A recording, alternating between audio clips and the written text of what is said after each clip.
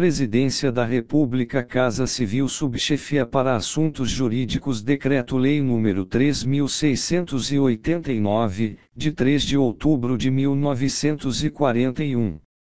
Código de Processo Penal. Título 7º da Prova, Capítulo e Disposições Gerais, art. 155. O juiz formará sua convicção pela livre apreciação da prova produzida em contraditório judicial, não podendo fundamentar sua decisão exclusivamente nos elementos informativos colhidos na investigação, ressalvadas as provas cautelares, não repetíveis e antecipadas. Parágrafo único. Somente quanto ao estado das pessoas serão observadas as restrições estabelecidas na Lei Civil, art. 156.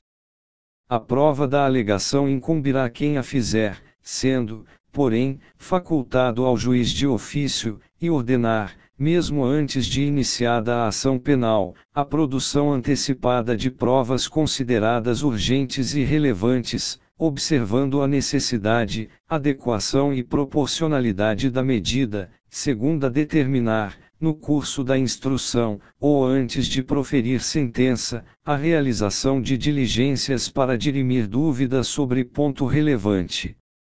Art. 157. São inadmissíveis, devendo ser desentranhadas do processo, as provas ilícitas, assim entendidas as obtidas em violação a normas constitucionais ou legais.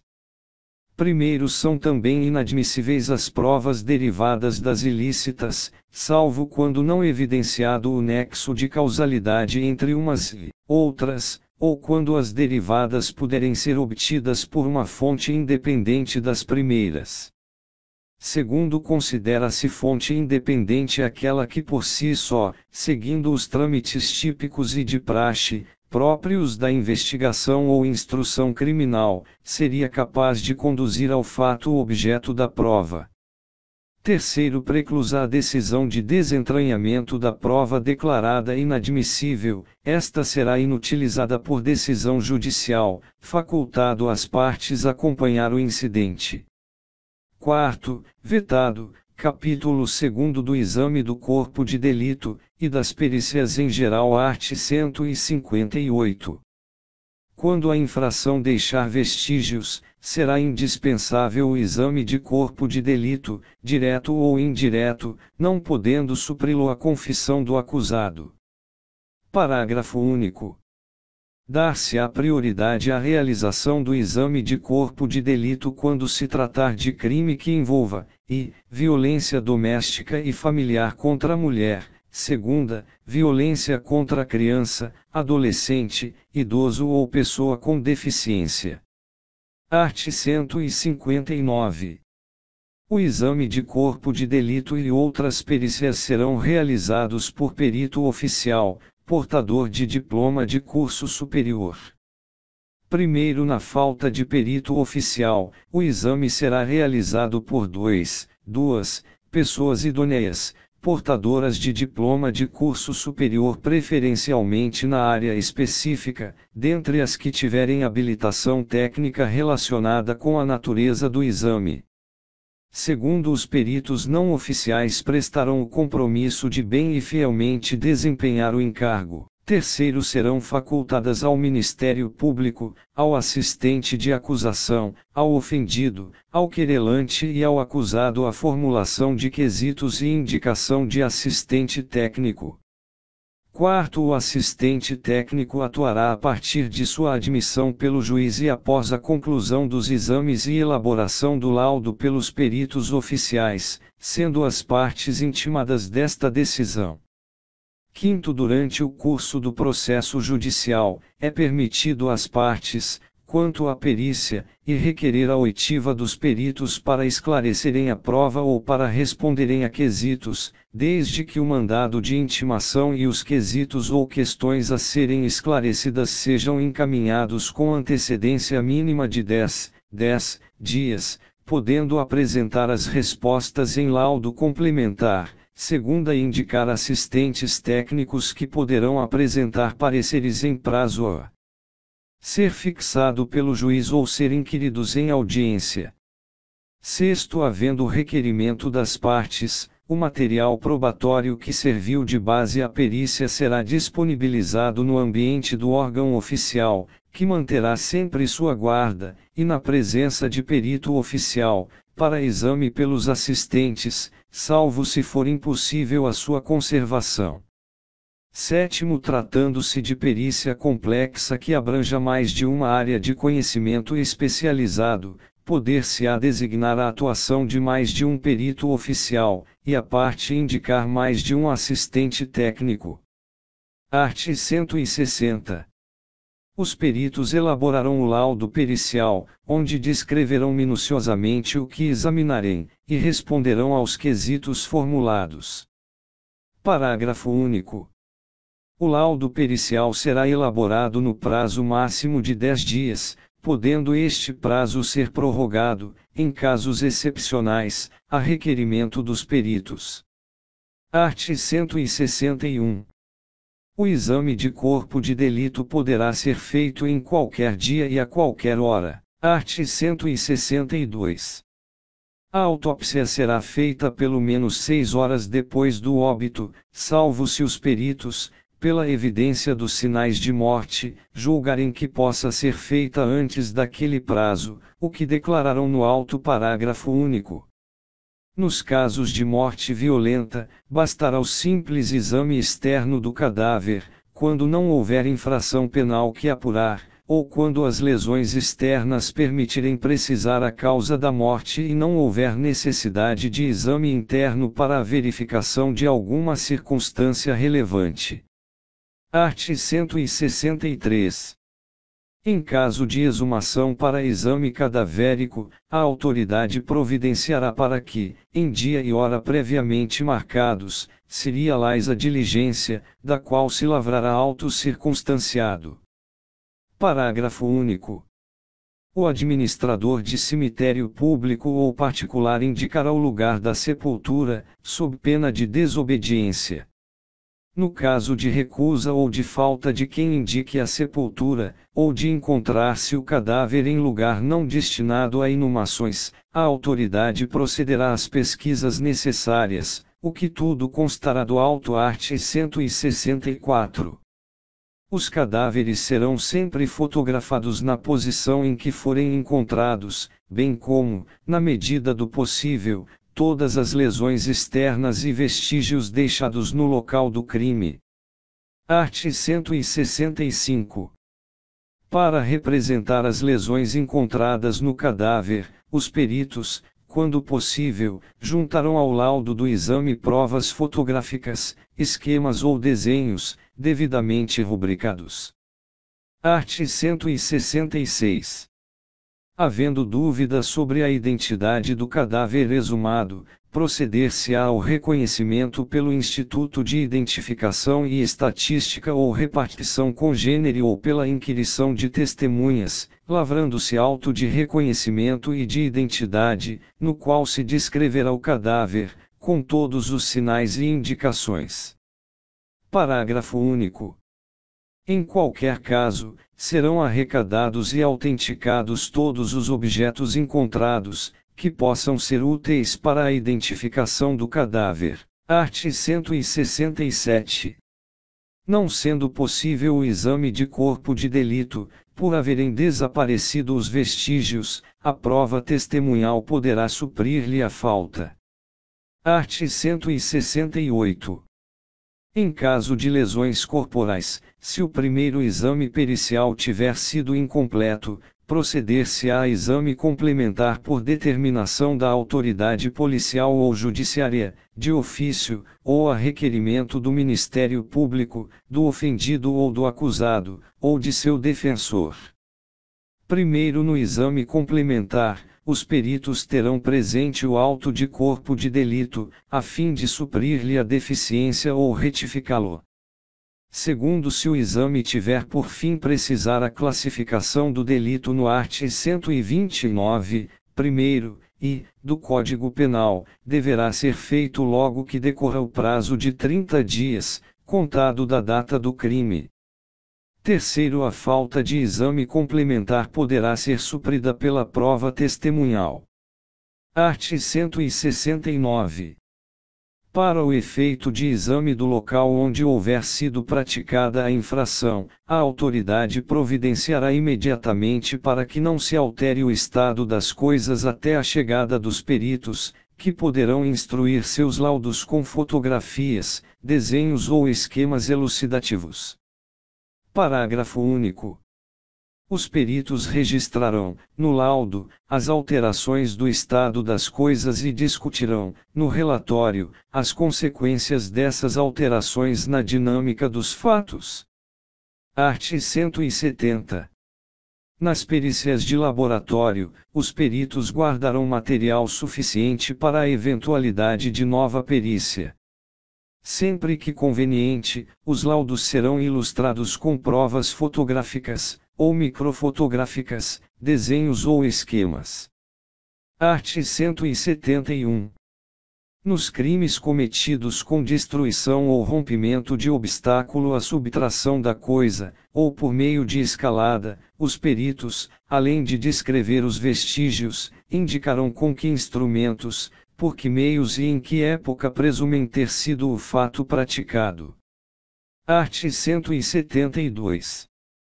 Proceder-se-á, quando necessário, à avaliação de coisas destruídas, deterioradas ou que constituam produto do crime. Parágrafo único. Se impossível a avaliação direta, os peritos procederão à avaliação por meio dos elementos existentes nos autos e dos que resultarem de diligências. Art. 173. No caso de incêndio, os peritos verificarão a causa e o lugar em que houver começado, o perigo que dele tiver resultado para a vida ou para o patrimônio alheio, a extensão do dano e o seu valor e as demais circunstâncias que interessarem a elucidação do fato. Art. 174. No exame para o reconhecimento de escritos, por comparação de letra, observar-se-á o seguinte, e, a pessoa a quem se atribua ou se possa atribuir o escrito será intimada para o ato, se for encontrada. Segunda, para a comparação, poderão servir quaisquer documentos que a dita pessoa reconhecer ou já tiverem sido judicialmente reconhecidos como de seu punho, ou sobre cuja autenticidade não houver dúvida. Terceira, a autoridade, quando necessário, requisitará, para o exame, os documentos que existirem em arquivos ou estabelecimentos públicos, ou nestes realizará a diligência, se daí não puderem ser retirados. Quarta, quando não houver escritos para a comparação ou forem insuficientes os exibidos, a autoridade mandará que a pessoa escreva o que a ti for ditado.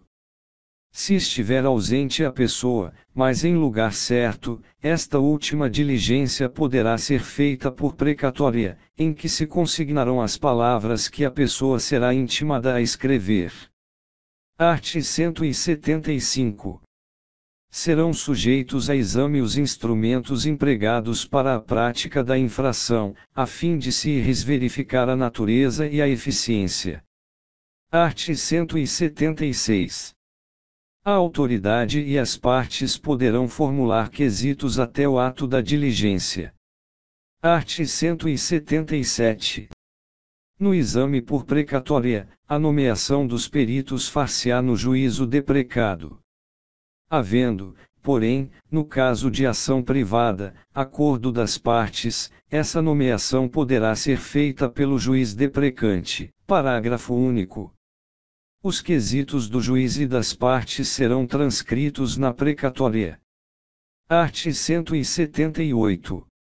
No caso do art. 159, o exame será requisitado pela autoridade ao diretor da repartição, juntando-se ao processo o laudo assinado pelos peritos. Art. 179. No caso do primeiro do art. 159, o escrivão lavrará o auto respectivo, que será assinado pelos peritos e, se presente ao exame, também pela autoridade. Parágrafo único. No caso do art. 160, Parágrafo único. O laudo, que poderá ser datilografado, será subscrito e rubricado em suas folhas por todos os peritos. Art. 180. Se houver divergência entre os peritos, serão consignadas no auto do exame as declarações e respostas de um e de outro, ou cada um redigirá separadamente o seu laudo, e a autoridade nomeará um terceiro. Se este divergir de ambos, a autoridade poderá mandar proceder a novo exame por outros peritos. Art. 181. No caso de inobservância de formalidades, ou no caso de omissões, obscuridades ou contradições, a autoridade judiciária mandará suprir a formalidade, complementar ou esclarecer o laudo. Parágrafo único. A autoridade poderá também ordenar que se proceda a novo exame, por outros peritos, se julgar conveniente. Art. 182.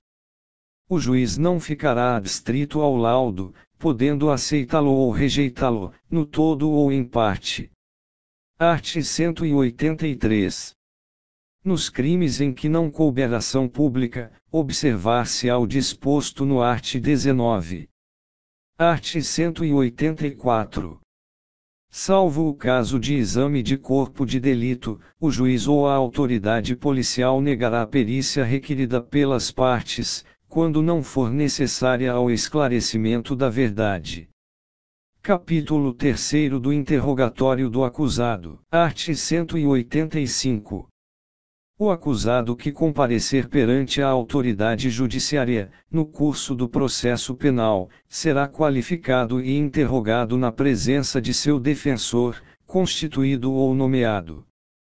Primeiro, o interrogatório do réu preso será realizado, em sala própria, no estabelecimento em que estiver recolhido, desde que estejam garantidas a segurança do juiz, do membro do Ministério Público e dos auxiliares, bem como a presença do defensor e a publicidade do ato.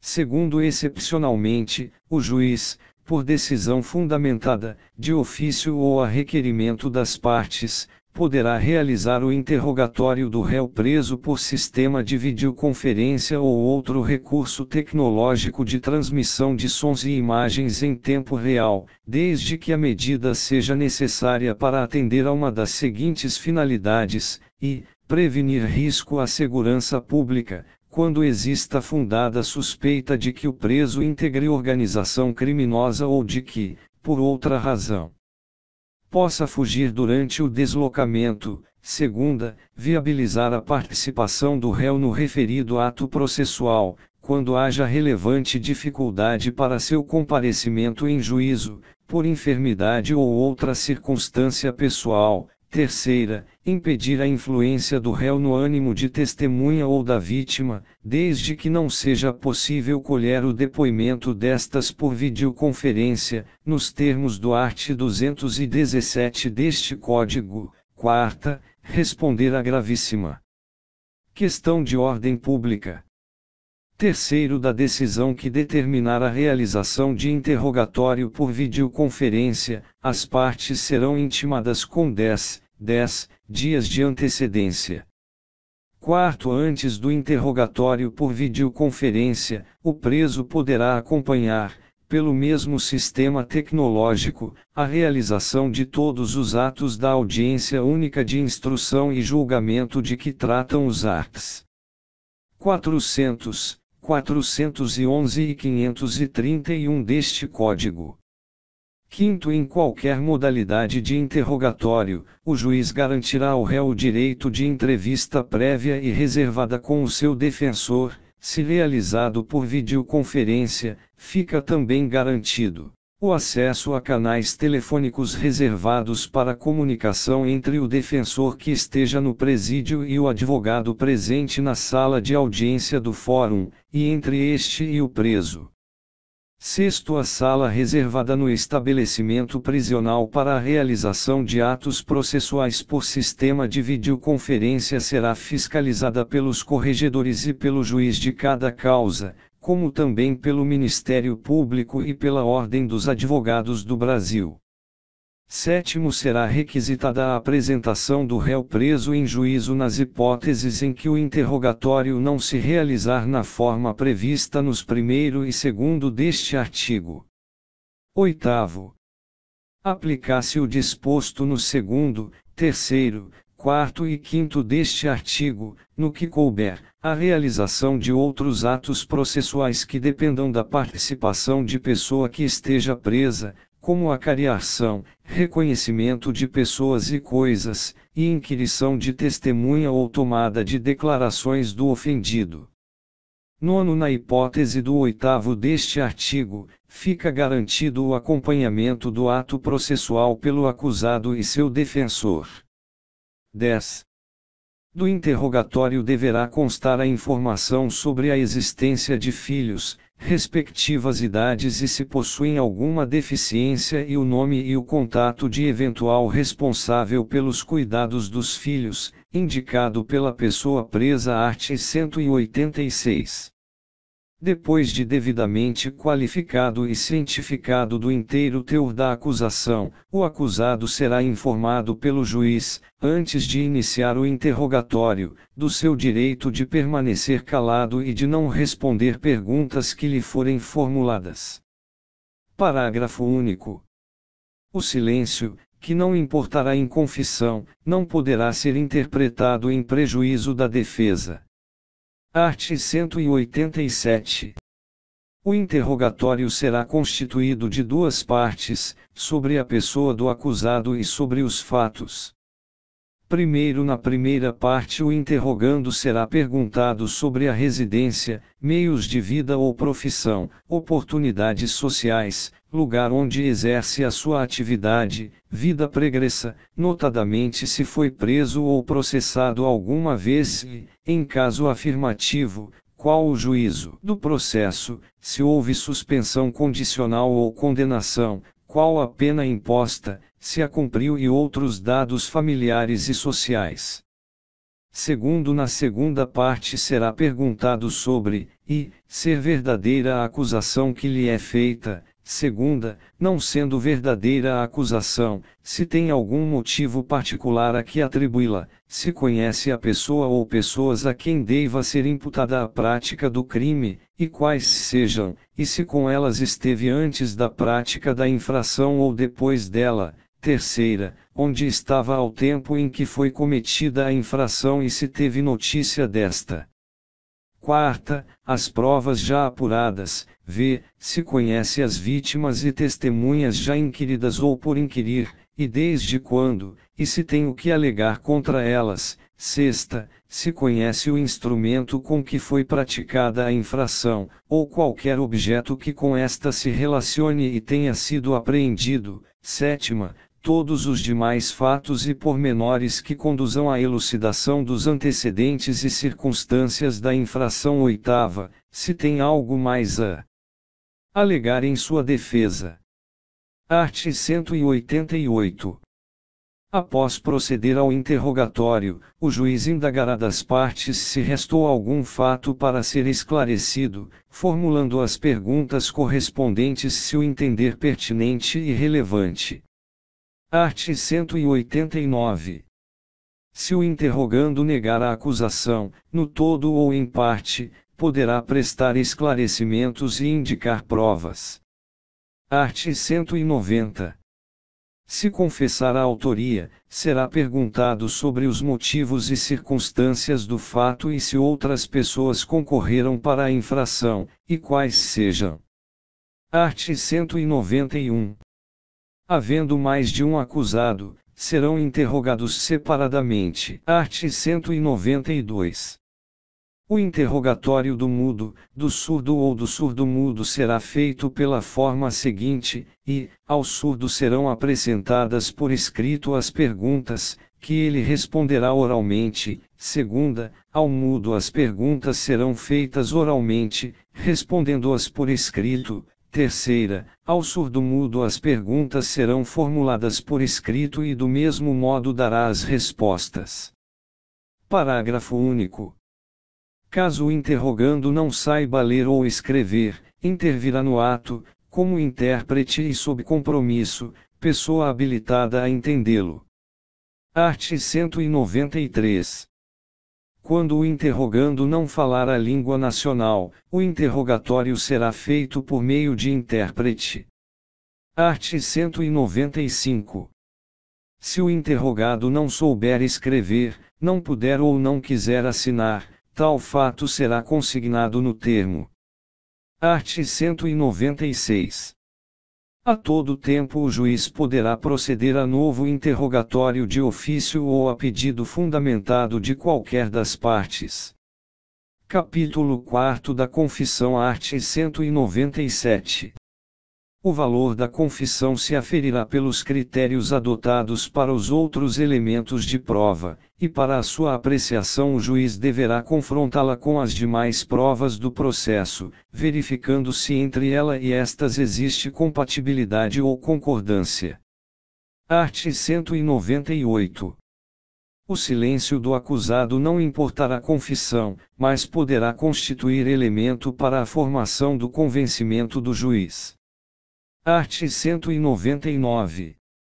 A confissão, quando feita fora do interrogatório, será tomada por termo nos autos, observado o disposto no art. 195, art. 200. A confissão será divisível e retratável, sem prejuízo do livre convencimento do juiz, fundado no exame das provas em conjunto. Capítulo V do ofendido. Art. 201. Sempre que possível, o ofendido será qualificado e perguntado sobre as circunstâncias da infração, quem seja ou presuma ser o seu autor, as provas que possa indicar, tomando-se por termo as suas declarações. Primeiro, se, intimado para esse fim, deixar de comparecer sem motivo justo, o ofendido poderá ser conduzido à presença da autoridade. Segundo, o ofendido será comunicado dos atos processuais relativos ao ingresso e à saída do acusado da prisão, a designação de data para a audiência e a sentença e respectivos acórdãos que a mantenham ou modifiquem. Terceiro, as comunicações ao ofendido deverão ser feitas no endereço por ele indicado, admitindo-se, por opção do ofendido, o uso de meio eletrônico. Quarto, antes do início da audiência e durante a sua realização, será reservado espaço separado para o ofendido. Quinto, se o juiz entender necessário, poderá encaminhar o ofendido para atendimento multidisciplinar, especialmente nas áreas psicossocial, de assistência jurídica e de saúde, a expensas do ofensor ou do Estado. Sexto, o juiz tomará as providências necessárias à preservação da intimidade, vida privada, honra e imagem do ofendido, podendo, inclusive, determinar o segredo de justiça em relação aos dados, depoimentos e outras informações constantes dos autos a seu respeito para evitar sua exposição aos meios de comunicação.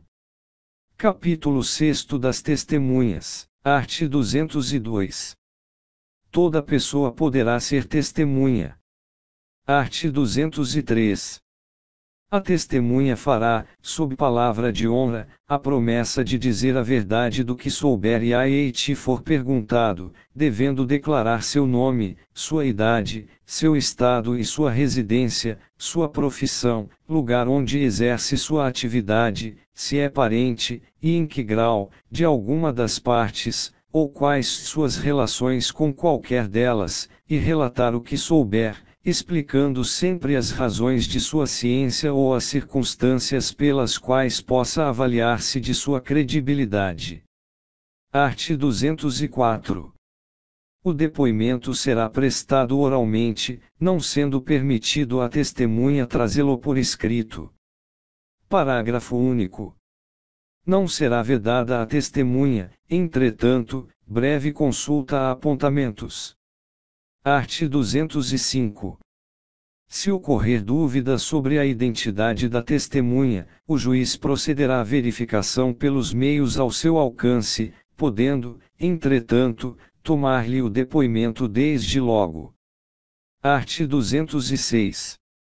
A testemunha não poderá eximir-se da obrigação de depor.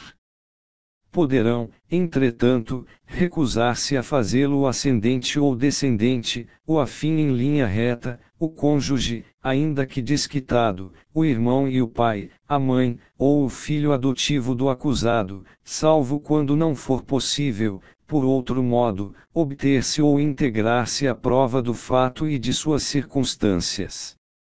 Art. 207. São proibidas de depor as pessoas que, em razão de função, ministério, ofício ou profissão, devam guardar segredo, salvo se, desobrigadas pela parte interessada, quiserem dar o seu testemunho. Art. 208. Não se deferirá o compromisso a que aludiu art. 203 aos doentes e deficientes mentais e aos menores de 14 anos, nem às pessoas a que se refere o art. 206. Art. 209.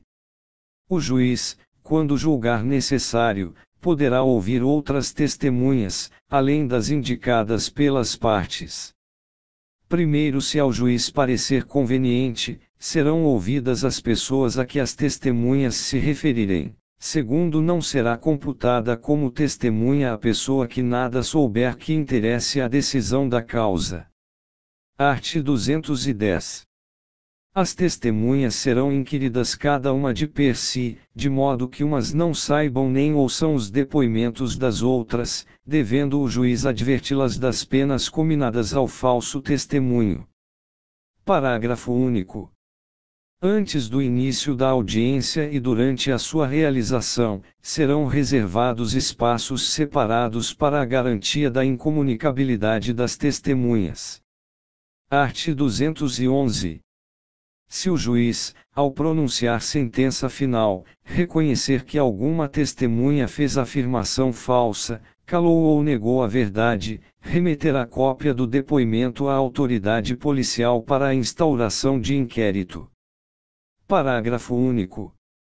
Tendo o depoimento sido prestado em plenário de julgamento, o juiz, no caso de proferir decisão na audiência, art. 538, segundo, o tribunal, art. 561, ou o conselho de sentença, após a votação dos quesitos, poderão fazer apresentar imediatamente a testemunha à autoridade policial.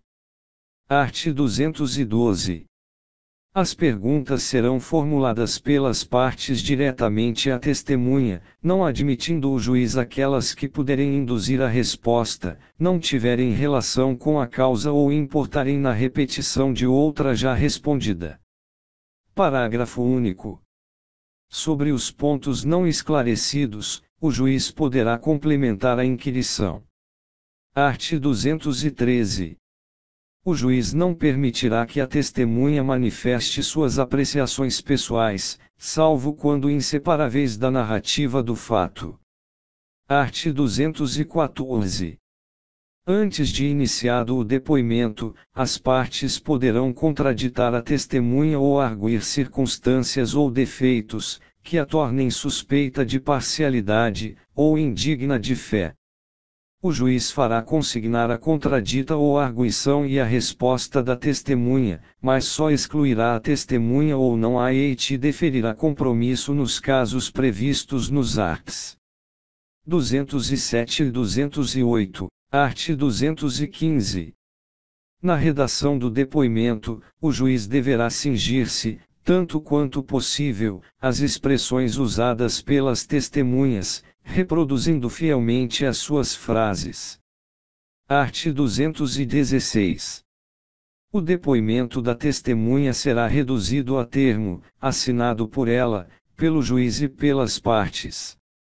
Se a testemunha não souber assinar, ou não puder fazê-lo, pedirá a alguém que o faça por ela, depois de lido na presença de ambos. Art. 217.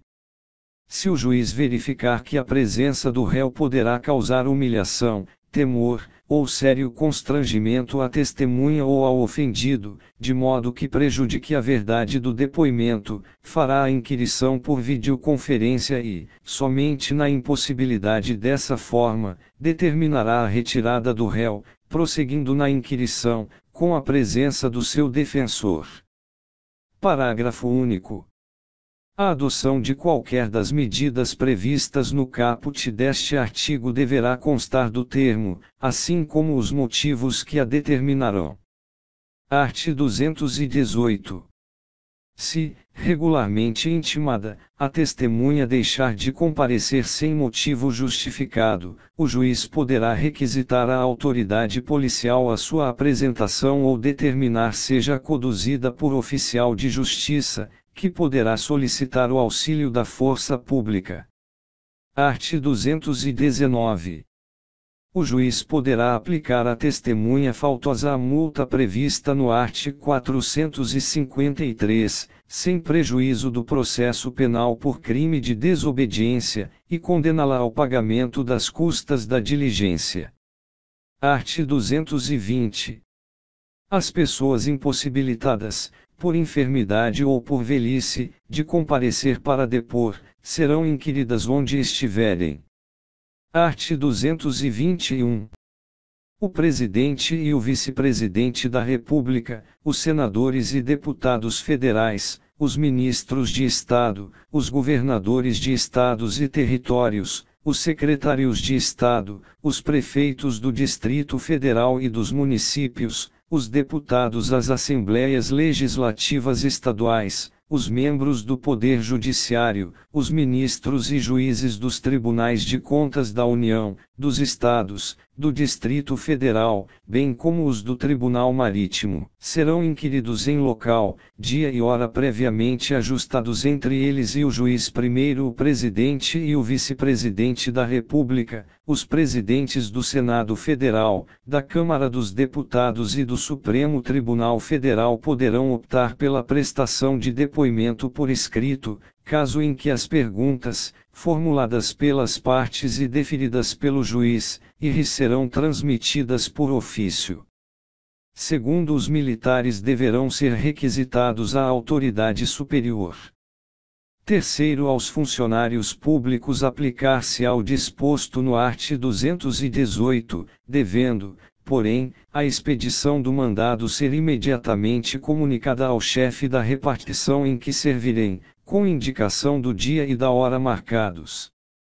Art. 222.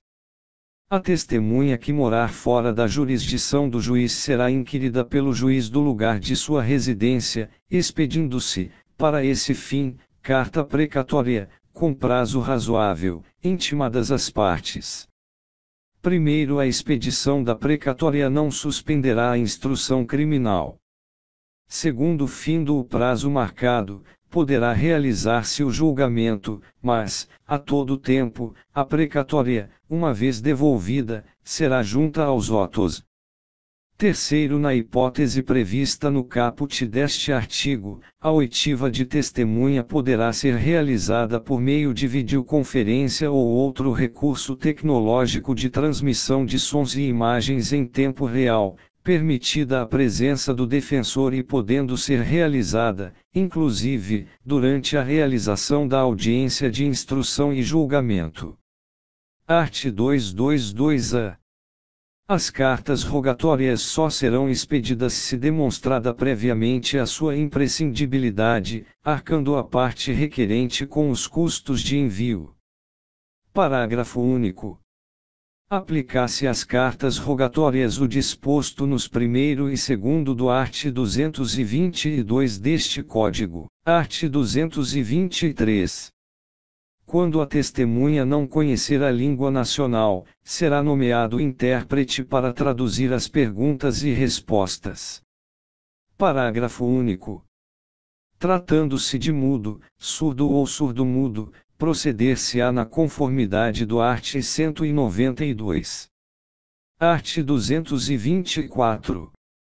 As testemunhas comunicarão ao juiz, dentro de um ano, qualquer mudança de residência, sujeitando-se, pela simples omissão, às penas do não comparecimento.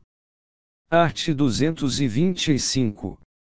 Se qualquer testemunha houver de ausentar-se, ou, por enfermidade ou por velhice, inspirar receio de que ao tempo da instrução criminal já não exista, o juiz poderá, de ofício ou a requerimento de qualquer das partes, tomar-lhe antecipadamente o depoimento. Capítulo 7 do Reconhecimento de Pessoas e Coisas, art. 226.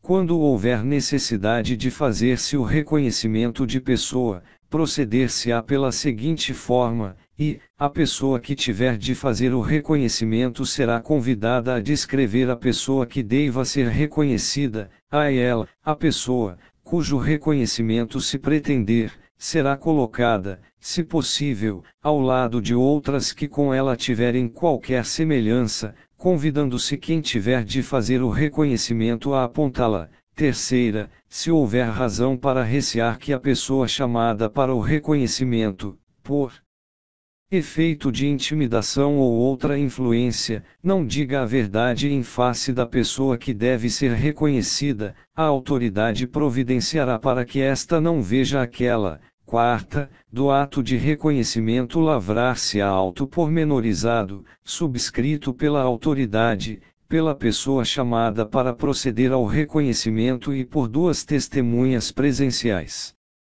Parágrafo único. O disposto no terceiro deste artigo não terá aplicação na fase da instrução criminal ou em plenário de julgamento. Art. 227. No reconhecimento de objeto, proceder-se-á com as cautelas estabelecidas no artigo anterior, no que for aplicável. Art. 228. Se várias forem as pessoas chamadas a efetuar o reconhecimento de pessoa ou de objeto, cada uma fará a prova em separado, evitando-se qualquer comunicação entre elas. Capítulo 8 da acariação, art. 229. A acariação será admitida entre acusados, entre acusado e testemunha, entre testemunhas, entre acusado ou testemunha e a pessoa ofendida, e entre as pessoas ofendidas, sempre que divergirem, em suas declarações, sobre fatos ou circunstâncias relevantes. Parágrafo único.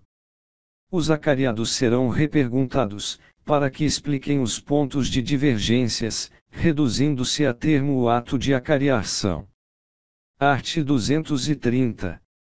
Se ausente alguma testemunha, cujas declarações diverjam das de outra, que esteja presente, a esta se darão a conhecer os pontos da divergência, consignando-se no auto o que explicar ou observar.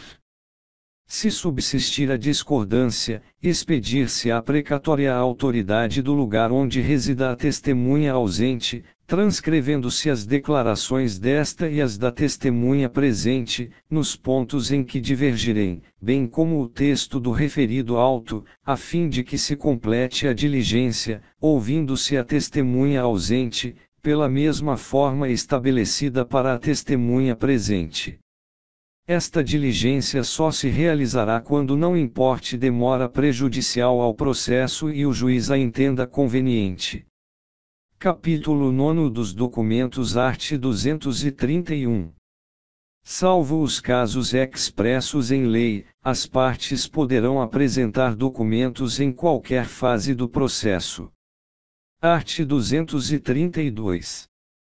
Consideram-se documentos quaisquer escritos, instrumentos ou papéis, públicos ou particulares. Parágrafo único. A fotografia do documento, devidamente autenticada, se dará o mesmo valor do original. Art. 233. As cartas particulares, interceptadas ou obtidas por meios criminosos, não serão admitidas em juízo. Parágrafo único. As cartas poderão ser exibidas em juízo pelo respectivo destinatário, para a defesa de seu direito, ainda que não haja consentimento do signatário.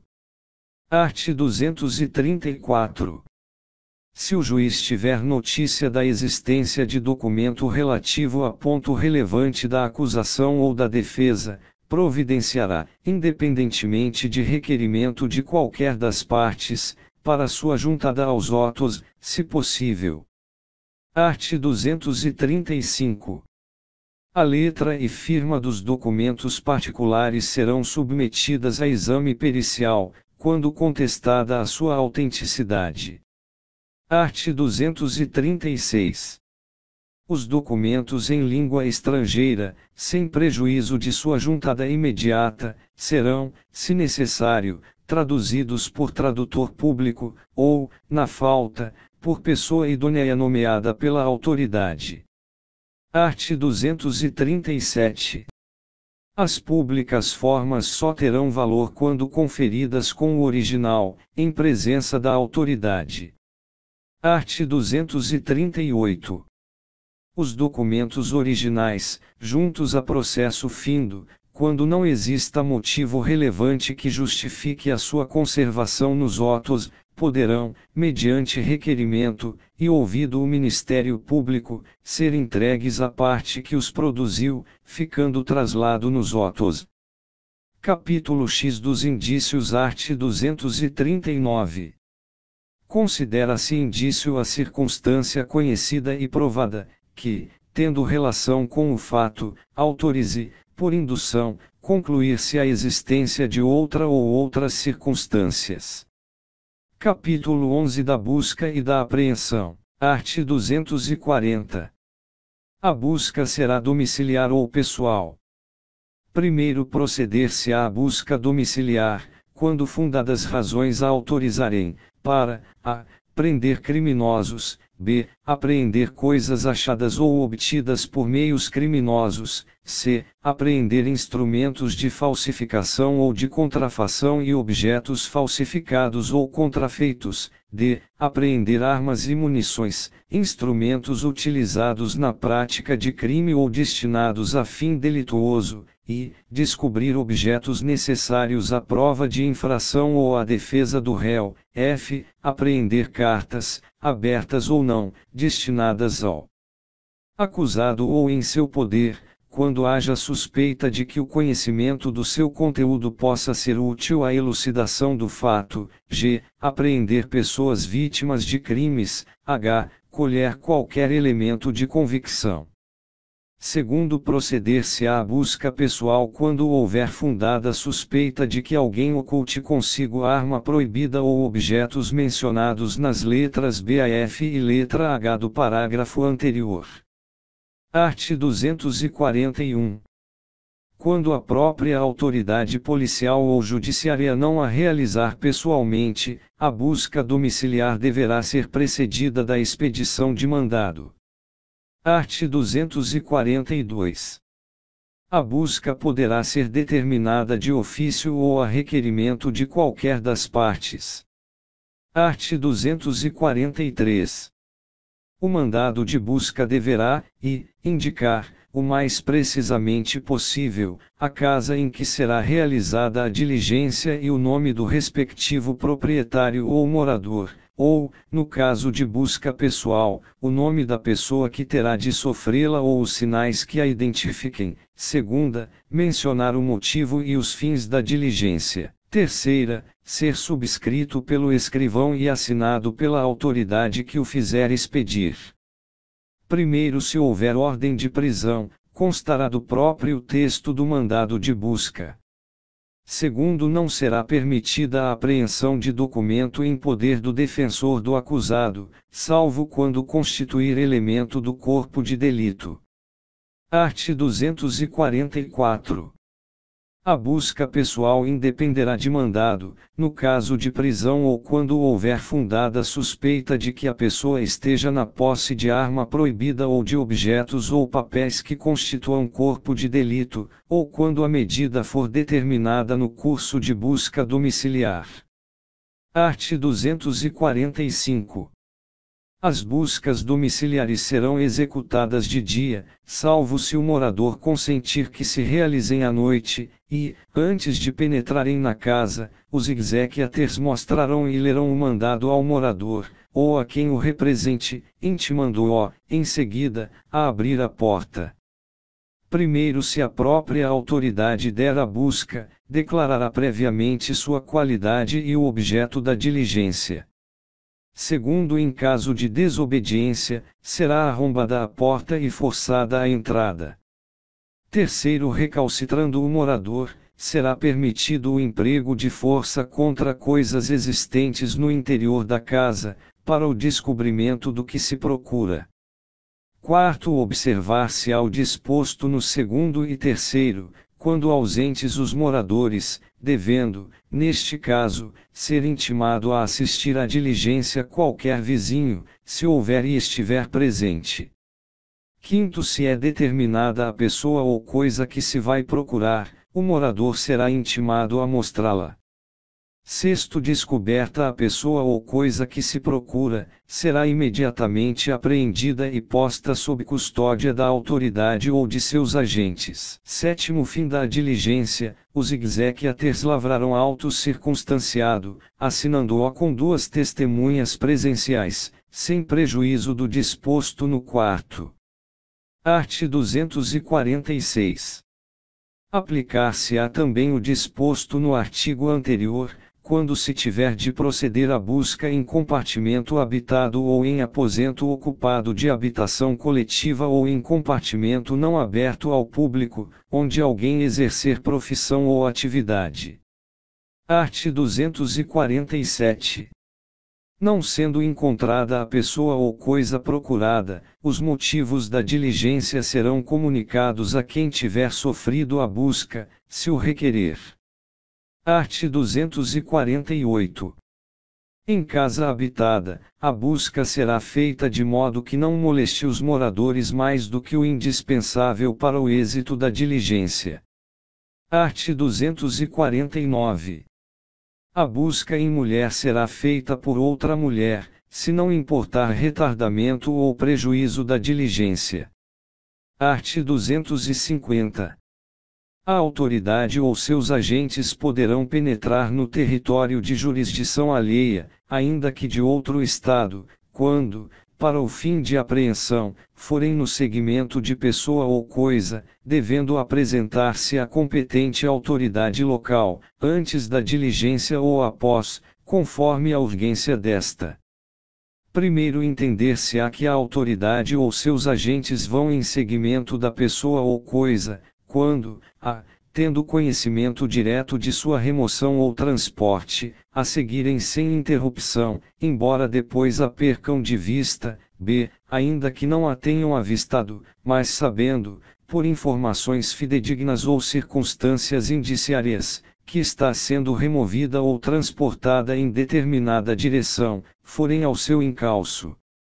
Segundo, se as autoridades locais tiverem fundadas razões para duvidar da legitimidade das pessoas que, nas referidas diligências, entrarem pelos seus distritos, ou da legalidade dos mandados que apresentarem, poderão exigir as provas dessa legitimidade, mas de modo que não se frustre a diligência.